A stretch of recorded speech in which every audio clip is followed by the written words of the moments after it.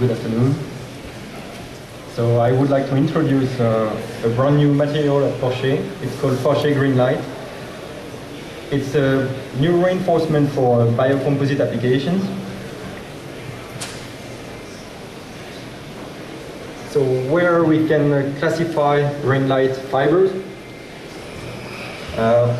Basically, you have three big families of fibers. The first one is mineral fibers. The most well-known fiber here is glass fibers, of course. But you have also quartz fiber, basalt fibers, or even asbestos. These kind of fibers are derived from raw materials extracted from earth, basically. But it cannot be considered renewable because it doesn't renew fast enough at a human scale. Then you have the family of synthetic fibers. So here, of course, you have carbon and aramide fibers, so that are very well known. But you have also polyolefin-based fibers, polypropylene, polyethylene, also polyamide and polyester fibers, and you have other kind of fibers like PBO or even PDA. So, and of course, most of these fibers are petroleum-based, and of course, it cannot be considered renewable. And then there is a third category, the category of natural fibers. That's what is interesting for us today. In this, I have considered three different types or three branches. The first one is fibers from animal origin. And okay, here the most well-known are silk and wool, for instance. But you have also spider silk. This one is more or less one of the most one of the strongest fiber in the world. But it's very difficult to get it at an industrial scale. Some scientists are trying to modify the genetic code of goats, for instance, so that they can produce spider silk directly in the milk of goats. But at the moment, it's really at a lab scale. We cannot use it for our application. There are also other exotic fibers, and for instance, chitosan fibers. So these fibers are basically derived from the tipping of shrimp skull. And here too, it's only at the lab scale. You have other kind of fibers that gain today much more interest, and that's the case for biopolymers. So it's maybe the most well-known today is PLA. It's based on polylactic acid, and it's derived directly from corn starch.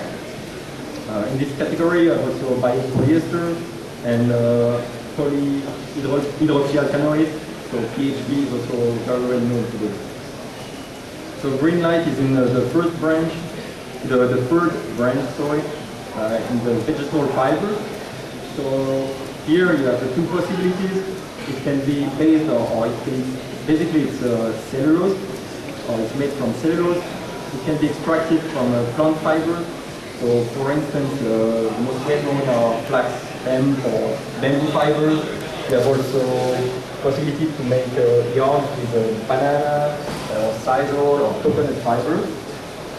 But you can also extract the cellulose from the tree, and that's the case for wood fibers or bamboo, or for regenerative cellulose. Here, what can be considered as a green fiber? There are several meanings possible. The first one is that the fiber is from a biological or organic origin, so that means that it is issued directly from natural resources or even living organisms.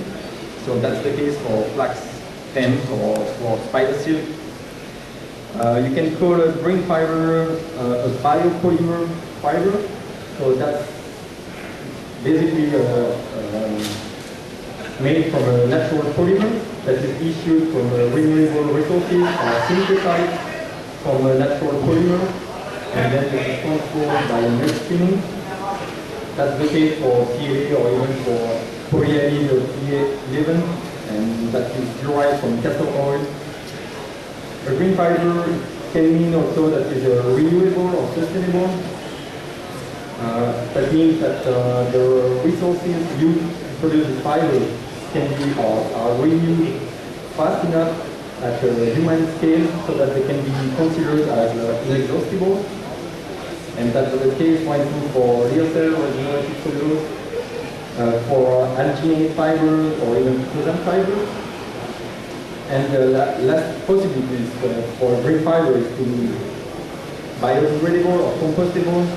So that means that it can be naturally digested by microorganisms such as microbes or bacteria.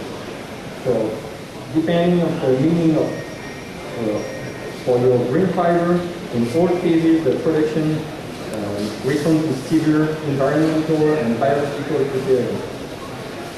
So why to choose the Greenlite fibers? Greenlite is produced in an environmentally friendly way. It's 100% pure cellulose from wood pulp. It is produced in an almost closed circuit, so using a non-toxic and environmentally harmless and recyclable organic solvent. Then the dissolved cellulose is filtered and steamed in an aqueous bath, and the water is then recovered by distillation, and more than 99.5% of the solvent is then regenerated, and the few residual emissions are composed in specific facilities. So at the end, the overall production cycle is twice less pollutant than standard oil-based fibers. So that was for the environmental part. In terms of mechanical performances, because when you make a composite, one of the first things you are looking to is the mechanical performance and lightness. If you look at the great fabric properties, and the specific properties here are related directly to the density. Here you can see the value for the density of cellulose, and it's 1.5 kilograms per cubic decimeter, and that's much lower than the one for glass, for instance, 2.6, or even carbon at 1.7. So if you look at the specific properties, then you see that Porcher Greenlite materials can reach 80% of the properties of fine glass fibers. If you compare it to natural fibers, for instance, here we took the example of flax fibers, then you are much higher. So here you have then the possibility to make strong renewable composites. If you look at the composite material properties, here we show the textural properties. Then you see that we also reach much higher values than natural fibers. To give an example, for textural strength, we achieve 60% of the properties of E-glass and 70% of the textural model. So it's not yet the 80% that I showed previously, because there are still currents of compatibility of standard thermosets with cellulose-based fibers, but we are working on fine-tuning finishes to improve this property. So, if you have three things to remember for Greenlite fibers, is that today is the most performant, renewable reinforcement for the composite industry. It is also highly compatible with bio-based resins, and it is easy to use in standard processes. So the goal here is not to replace glass fibers, of course, but if your need is to make biodegradable composites or bio-based composites, then that should be your preferred choice.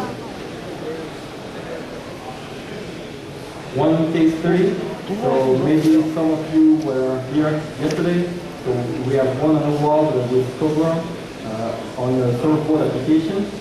So the part is also visible there in the showroom if you want. Basically, we have replaced the glass fibers by Greenlite fibers in that surfboard. And it makes a really nice surfboard, and surfers were really excited by using the surfboard. So to give you an example, the pictures are here, but I would advise to see the part we were there, or even at our booth in C20, very close from here.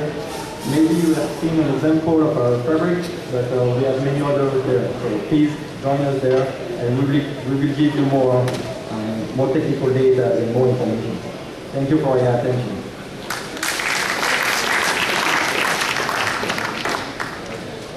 If you have any questions, please.